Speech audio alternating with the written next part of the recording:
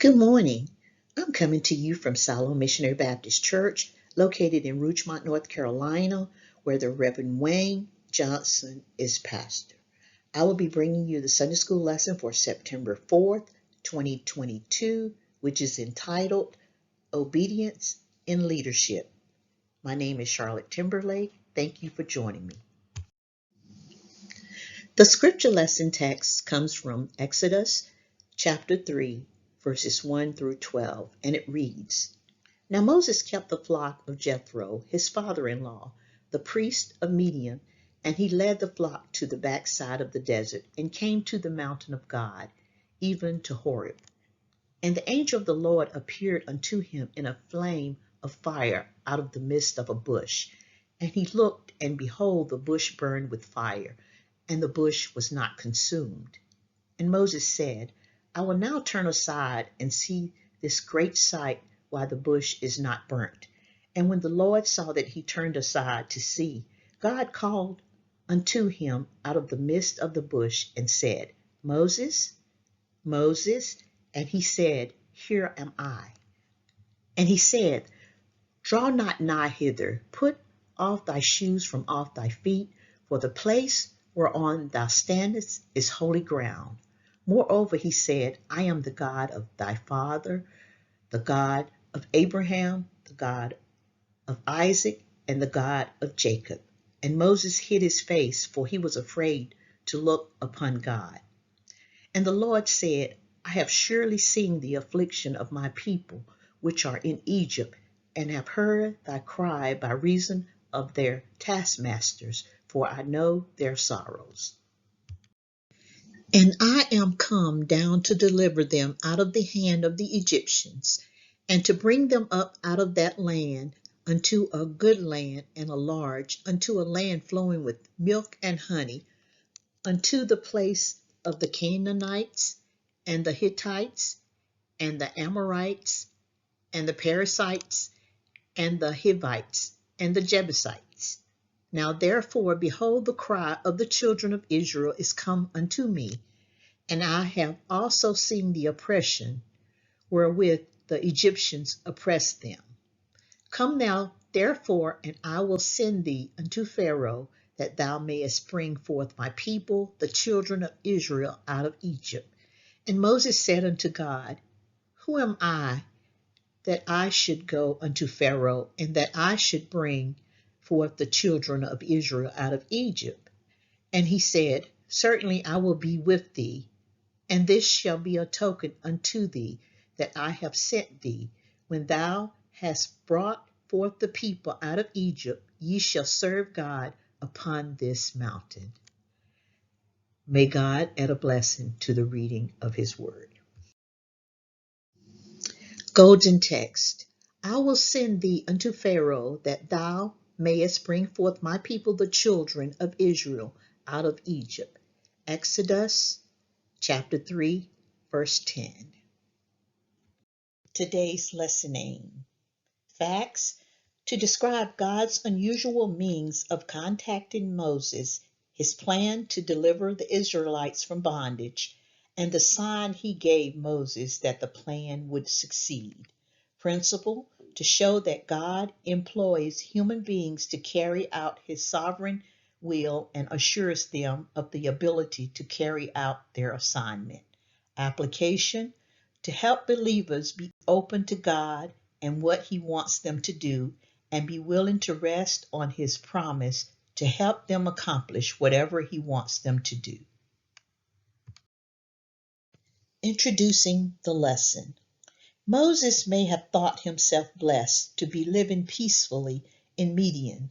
Although raised in royal affluence by an Egyptian princess, he had fled from Egypt, fearful that he would be pursued by officers from Egypt, intent on arresting him and taking him back for a murder trial, or perhaps for execution without trial. He must have felt blessed to meet Reuel, Exodus chapter 2, verse 18, who was also called Jethro, chapter 3, verse 1. Moses married his daughter, had a son, and settled down to shepherd his father-in-law's sheep. At a time when retirement might have seemed imminent, Moses was made aware that years of leading God's people lay ahead of him before he died at the age of 120 years.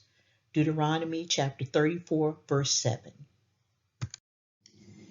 Developing the lesson. Number 1, divine contact. Exodus chapter 3, verses 1 through 4. Shepherds faced with sparse vegetation moved their flocks around to keep them fed.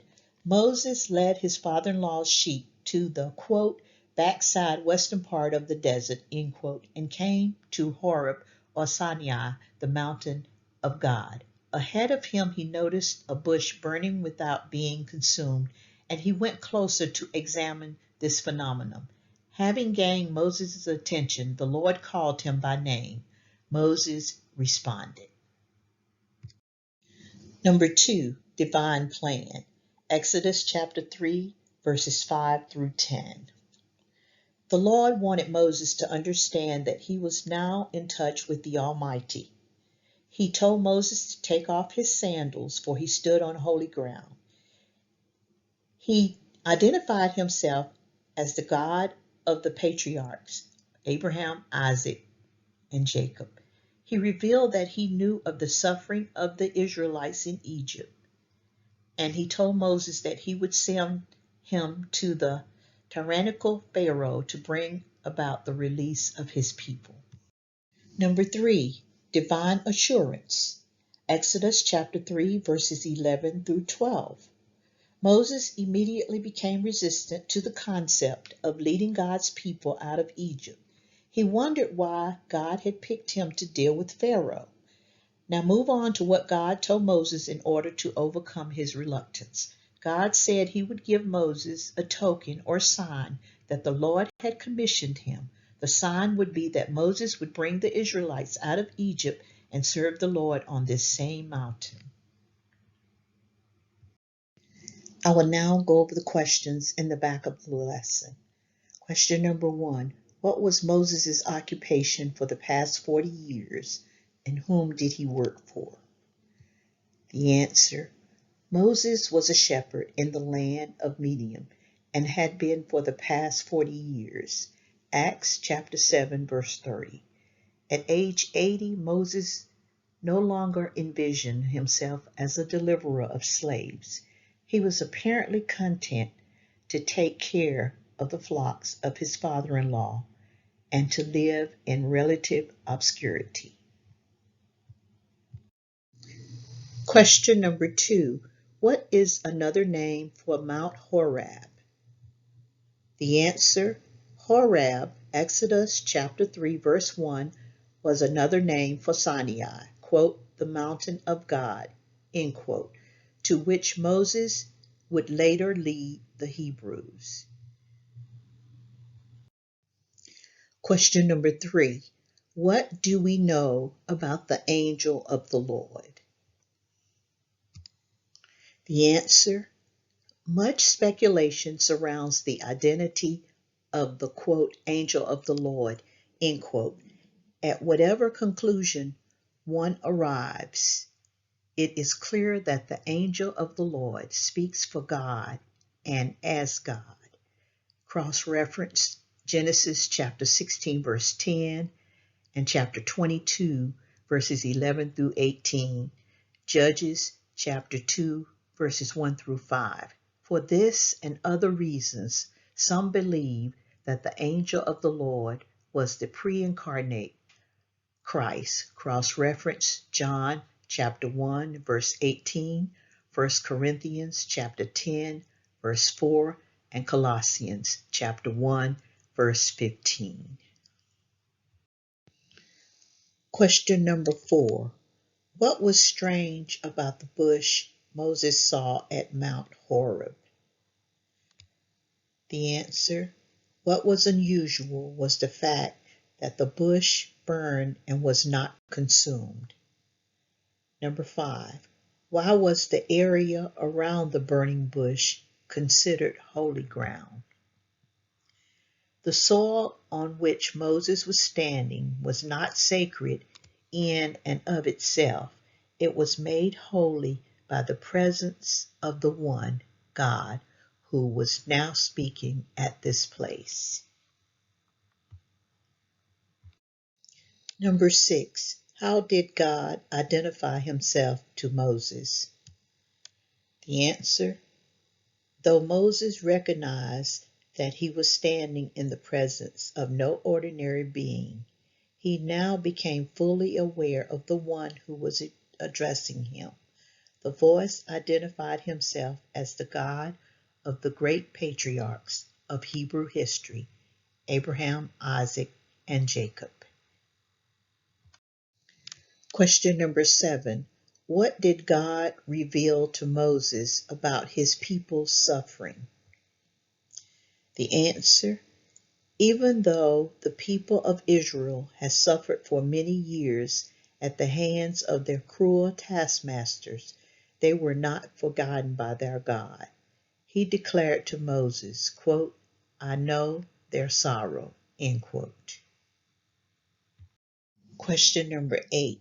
Why was God going to lead the Hebrew slaves to Canaan, and what promise did this fulfill? The answer: God's purpose was not only to rescue Israel from slavery, but also to fulfill the promises made to the patriarchs. Abraham, Isaac, and Jacob had been sojourners in the quote, land of promise, end quote, Hebrews chapter 11, verse 9.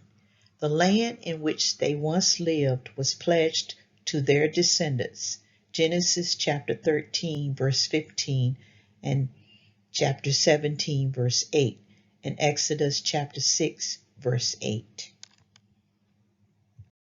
Question number 9. Before whom would Moses appear when he returned to Egypt? The answer: God was going to send Moses to Pharaoh himself. Quote, Pharaoh, end quote, means, quote, great house, end quote, and was a title for the Egyptian monarchs. Question number 10. What excuse did Moses offer for not going back to Egypt? The answer: Moses now offered the first of 5 excuses for not going back to Egypt. He asserted that he was unqualified for such a task.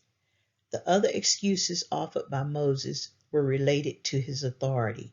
Exodus chapter 3, verses 13 through 14. The unwillingness of Israel to accept him as leader. Chapter 4, verses 1 through 5. His perceived lack of eloquence, verses 10 through 12, and his own reluctance to return to Egypt, verse 13. Here are the practical points for the lesson. Number 1, we may never encounter what Moses saw here, but God still has ways of getting our attention. Exodus chapter 3, verses 1 through 3. Number 2, the Lord often waits till we are receptive to his intervention in our lives. Verse 4. Number 3, to enter God's presence requires a reverent acknowledgement on our part. Verse 5. Number 4, we can be assured that God knows and cares about every difficulty his people are going through. Verses 6 through 9. Number 5, if we long for a remedy to some problem, we should be ready to be part of God's solution. Verses 10 through 12. In summary, there may be times when we feel too inadequate to follow God's call, but God does not make mistakes. He sees who we are now and even more who we can become through his power in our lives. We learn from the lesson that God called an 80-year-old exiled shepherd to rescue slaves from the hands of the world's most powerful ruler. The call of Moses teaches us that God does not always choose talented people who can do everything well. He calls people with flaws. God often calls the most unlikely people to accomplish his greatest task. When God calls someone, he enables that person to accomplish his mission. Whatever God calls us to do, we can rest assured that his promise to us is the same as it was to Moses. Quote, "Certainly I will be with thee," end quote. This will conclude the lesson for this morning. Thank you for listening. May this week bring you love, joy, and blessings.